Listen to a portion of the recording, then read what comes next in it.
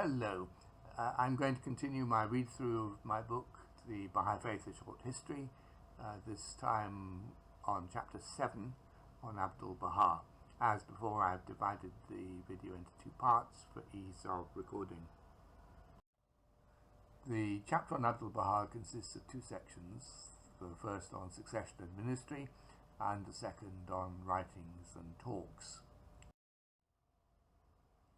Baha'u'llah named Abdu'l-Baha the Master, Agha, and the most great branch, Wusna Azam, and in his will appointed him to be the head of his religion after him.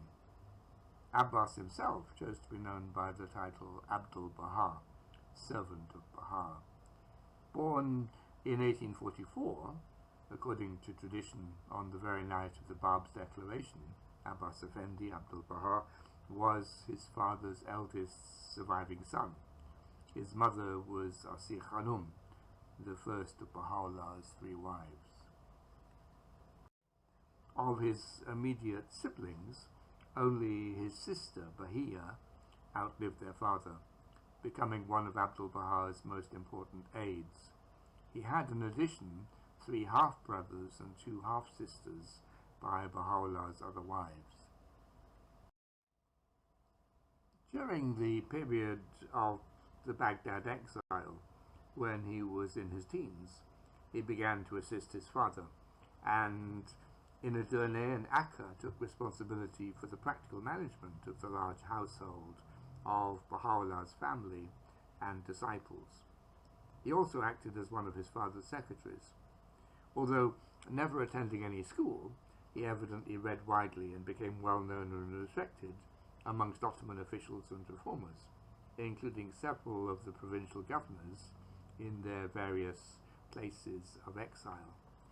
After his father moved out of Akka in 1877, Abdu'l-Baha continued to live in the city, increasingly gaining acceptance as a local notable despite living under the government's order of banishment. Giving alms to the poor and regularly attending the local mosque, he was regarded as a pious, albeit heterodox, Muslim leader rather than the son of the founder of a new religion. Most of Abdu'l-Baha's writings and recorded oral teachings date from after 1892, but already during his father's lifetime he had written a treatise on what we would now term the modernization of Iran, The Secret of Divine Civilization, published in 1875, as well as participating in writing a short history of the Babi and Baha'i Religions, a traveller's narrative dated 1886. He married Munire Nahri, a member of a prominent Esfahani Baha'i merchant family, in 1873. The couple had 4 daughters, who survived to adulthood, in addition to 2 sons and 3 daughters who died in childhood. Unlike his father, grandfather, and uncles, all of whom followed the contemporary upper-class Muslim practice of having several wives, Abdu'l-Baha remained monogamous, later interpreting the Baha'i marriage law so as to prohibit polygamy. Succession and ministry. The period of Abdu'l-Baha's leadership of the Baha'is, from 1892 to 1921, witnessed a number of important developments in the faith, including the growth of the first Baha'i communities in the West and significant changes in those of Iran and Turkestan.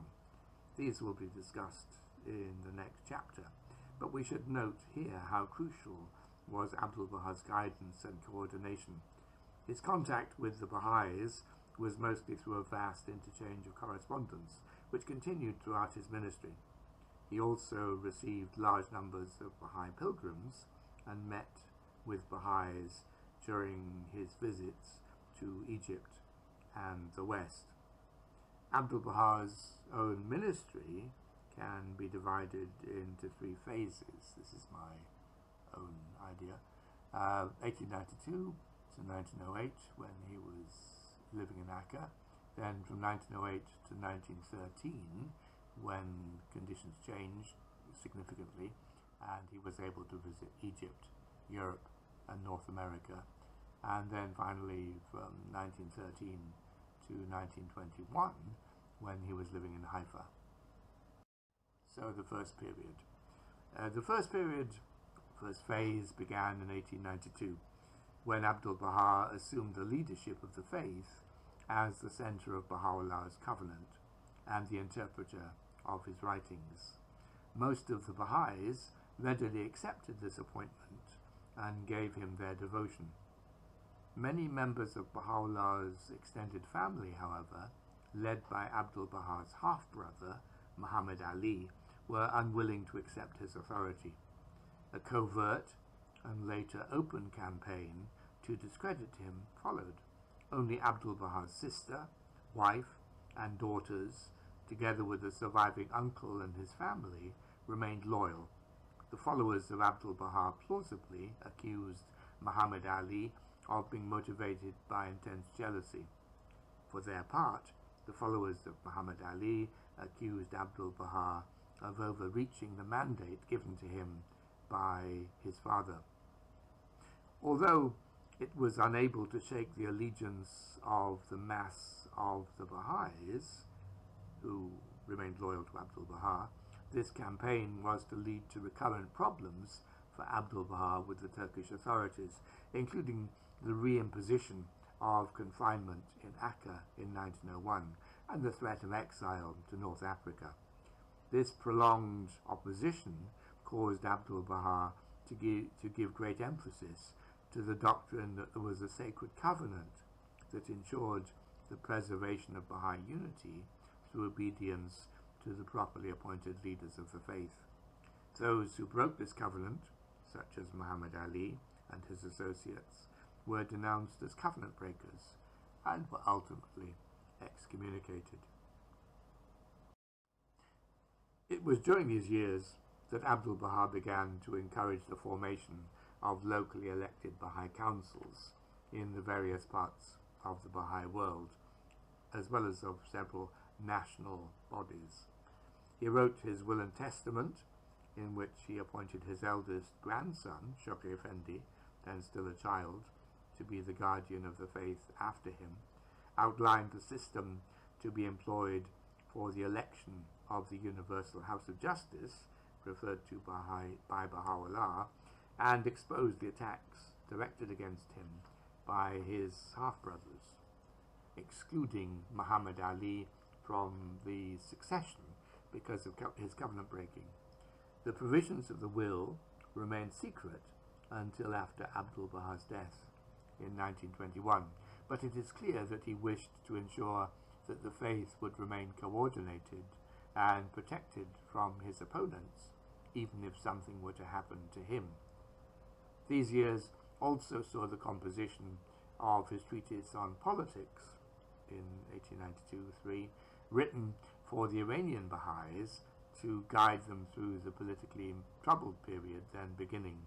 The first pilgrimage visit from Western Baha'is in 1898-99, Abdul Baha's encouragement of educational, medical and economic development amongst the Eastern Baha'is, and the beginning of the construction of the first Baha'i house of worship in the city of Ashgabat in Russian Turkestan.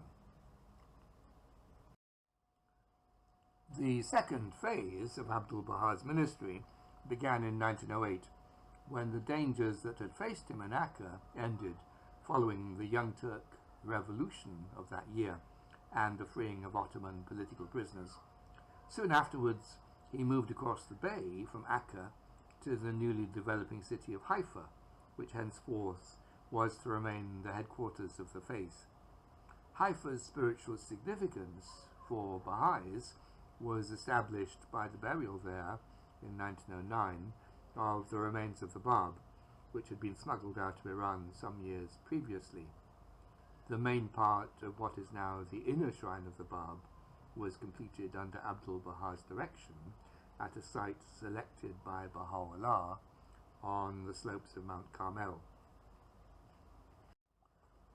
Taking advantage of his new freedom of movement, Abdu'l-Baha, now in his late 60s and in poor health, travelled to Egypt in 1910 and then determined to visit the new Baha'is of the West, embarking on the first of his Western journeys to London, Bristol and Paris in 1911. Resting for the winter in Egypt, he made a longer second journey from March 1912 to June 1913, and during 14 months of extensive travelling, visited 38 American and Canadian cities before proceeding to Europe, where he visited Britain, France, Germany and Austria-Hungary. His public addresses during these journeys represent an important addition to Baha'i scripture. The journeys themselves contributed to the consolidation of the fledgling Western Baha'i communities, giving the Baha'is a wider vision of their faith and encouraging them to greater action. They also attracted considerable sympathetic newspaper attention, and Abdul-Baha met with many eminent people, including churchmen such as Archdeacon Wilberforce and T.K. Cheney in England, academics such as the comparative religionist J. Eston Carpenter, David Starr Jordan of Stanford University, the Orientalist Arminus Vambery, and the philosophers John Dewey and Henri Bergson, the suffragette leader Emmeline Pankhurst, and Annie Besant, the president of the Theosophical Society, and the author Khalil Gibran.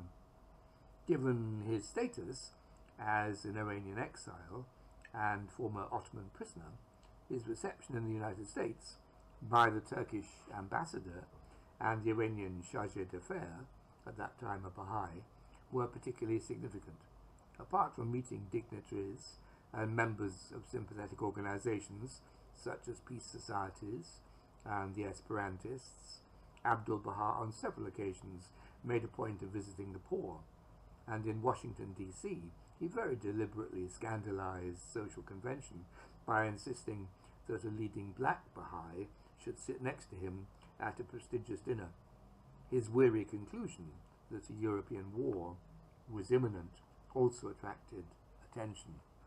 I'll talk about the third phase in the next video. These are some photographs from that period of the Western visits. These are two photographs of Abdu'l-Baha in the United States. The first one where he's speaking at the Plymouth Congregational Church in Chicago, and the second one with a group of friends in Brooklyn, New York. Then these are two photographs from Europe, the first at the Woking Mosque in England, and the second at a Baha'i gathering in Stuttgart, Germany. So thank you very much for listening, and particular many thanks to my patrons, Ian Palin and Tricia Williams. If you like these videos, you're welcome to subscribe to my channel. I'll try to answer any questions you may have in a future video. If you want to support the development of the channel, you can do so through Patreon or PayPal. I'll give details below the video. You can also click the like button so that I can get an idea of which videos are of greatest interest to viewers. Have a good day.